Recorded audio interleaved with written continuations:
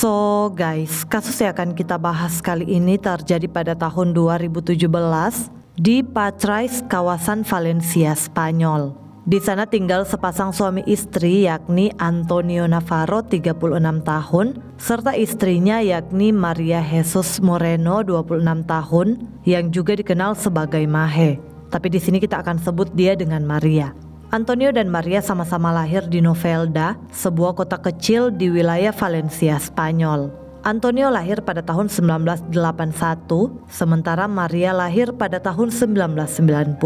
Antonio merupakan mahasiswa lulusan teknik di Universitas Alicante. Dan menurut orang-orang yang mengenalnya, Antonio ini digambarkan sebagai pria yang tenang, periang, berpendidikan tinggi, serta begitu mencintai istrinya. Sedangkan Maria dikenal sebagai anak seni yang peduli.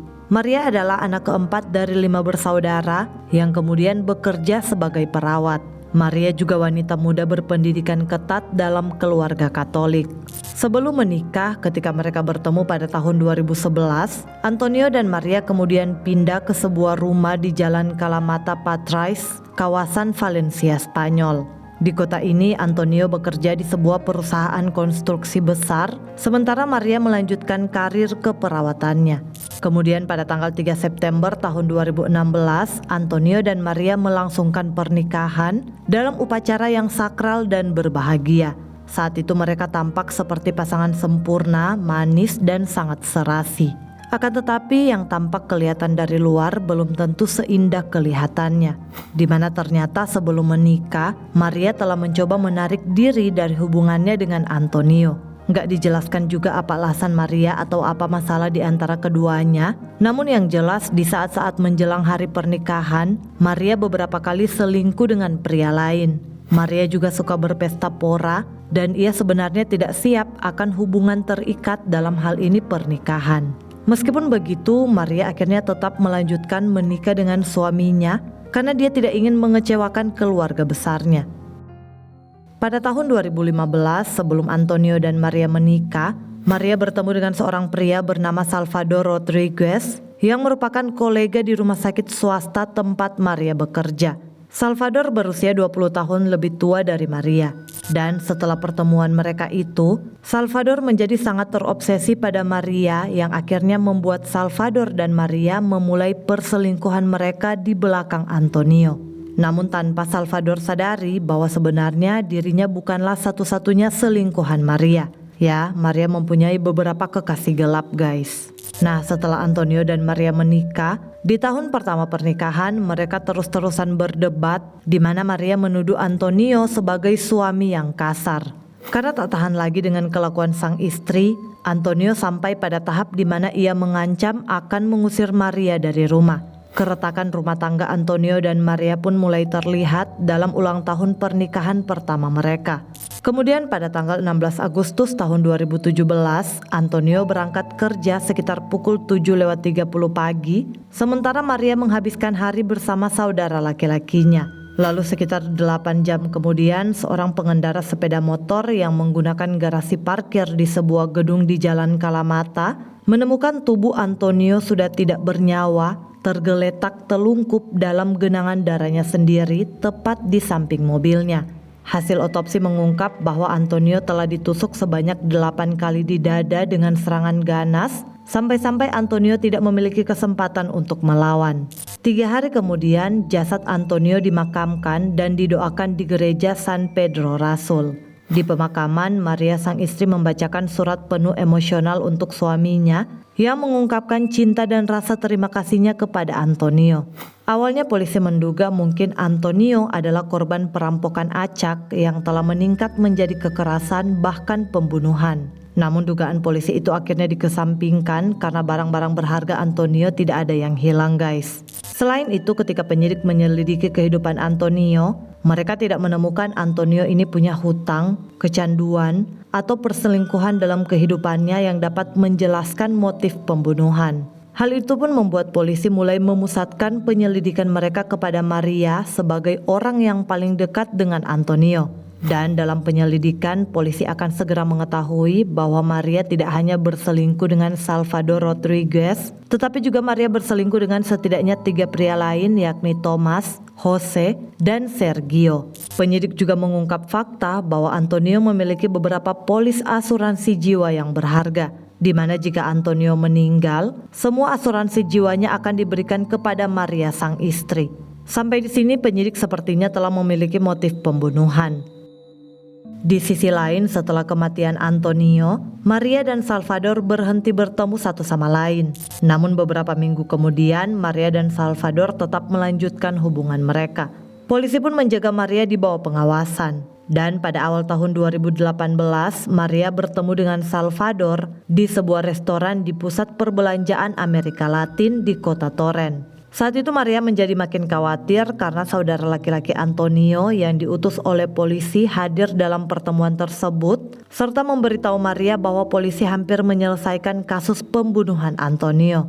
Dalam pertemuan tersebut, tanpa Maria ketahui, sebagian percakapan direkam oleh polisi secara diam-diam. Maria dan Salvador membahas detail pembunuhan tersebut. Sehingga dengan bukti tersebut, pada tanggal 12 Januari tahun 2018, Maria dan Salvador pun ditangkap. Setelah penangkapannya, baik dalam pernyataan polisi maupun di pengadilan, Salvador mengakui pembunuhan Antonio dan ia berusaha membebaskan Maria dari tuduhan. Salvador mengakui bahwa ia memiliki hubungan persahabatan yang hebat dengan Maria dan ia menyangkal memiliki hubungan asmara atau perselingkuhan dengan Maria. Salvador mengatakan dia hanya merasa iba dan ingin melindungi Maria setelah ia mendengar suami Maria yang kasar telah meninggal serta situasi hidupnya yang tidak dapat ditoleransi. Penyidik pun bertanya kepada Salvador apakah dia memiliki akses ke garasi parkir tempat jasad Antonio ditemukan. Salvador mengaku iya, dia punya akses di mana Maria telah memberinya kunci garasi parkir, namun dengan tujuan agar ia bisa parkir di sana ketika mengunjungi area tersebut kapanpun. Dan dia mengaku Maria memberikan kunci bukan untuk melakukan sesuatu pada Antonio. Namun berbeda dengan Salvador, di sisi lain secara mengejutkan Maria mengklaim dia ingin bercerai dari Antonio suaminya. Maria juga memberitahu penyidik tentang Antonio yang sempat mengancam akan mengusirnya dari rumah. Maria juga mengakui bahwa dia sebenarnya terlibat dalam rencana kejahatan. Namun katanya dia hanya ingin Salvador menakut-nakuti Antonio agar supaya suaminya itu menyetujui perceraian mereka. Dia tidak percaya Salvador mampu menghabisi Antonio. Maria juga mengakui katanya Salvador mengatakan padanya bahwa dia telah membunuh Antonio. Penyidik pun bertanya kenapa dia tidak lapor polisi. Maria menjawab karena ia terlalu takut. Namun anehnya Maria kemudian mengubah ceritanya dengan mengatakan bahwa dia tidak terlibat baik dalam perencanaan maupun aksi pembunuhan suaminya sendiri. Selain itu katanya Salvador sangat tergila-gila padanya. Jadi terlihat si Maria ini mau mengkambing hitamkan Salvador guys.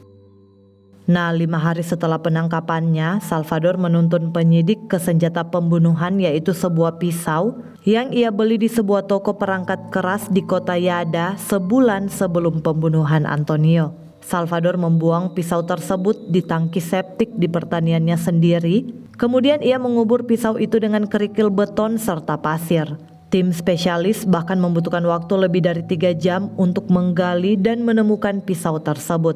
Sementara itu dilaporkan bahwa selagi menunggu persidangan, Maria bertukar surat dengan Salvador dalam upaya untuk membuat Salvador mengakui bahwa Salvador sendirilah dalam merencanakan serta menjalankan eksekusi pada Antonio tanpa sepengetahuannya. Maria juga meyakinkan Salvador di mana jika dia tidak dihukum dalam kasus ini, maka dia akan punya kesempatan mengumpulkan uang asuransi jiwa milik Antonio dan nantinya dia akan membebaskan Salvador.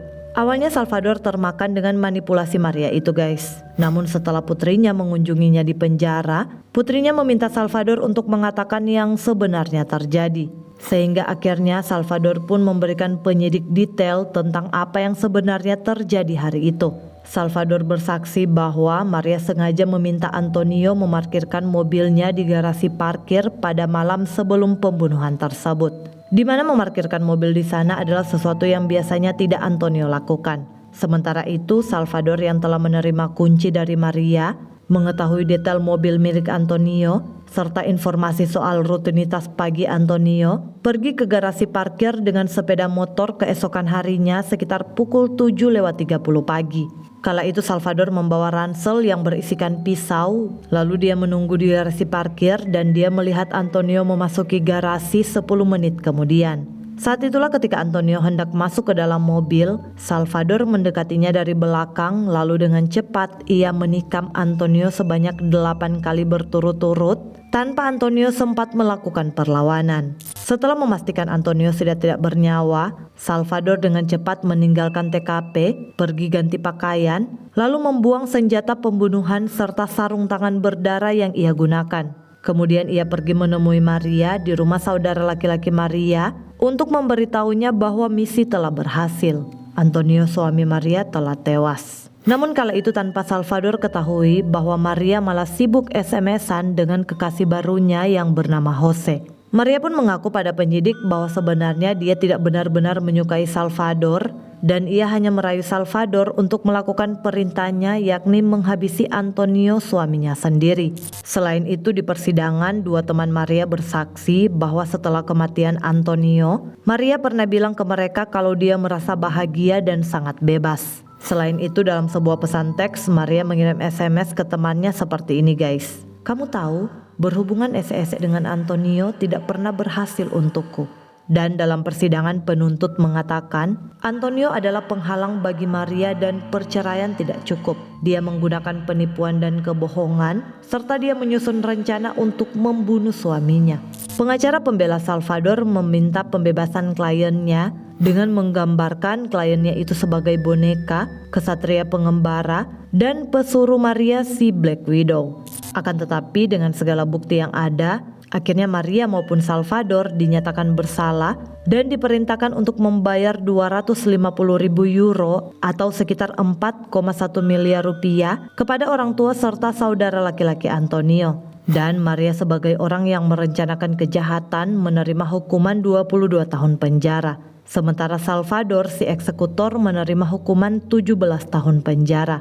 Dalam sebuah wawancara, pengacara pembela keluarga Antonio yakni Miguel Ferre mengatakan, Maria menikahi Antonio Navarro karena minat bukan karena cinta.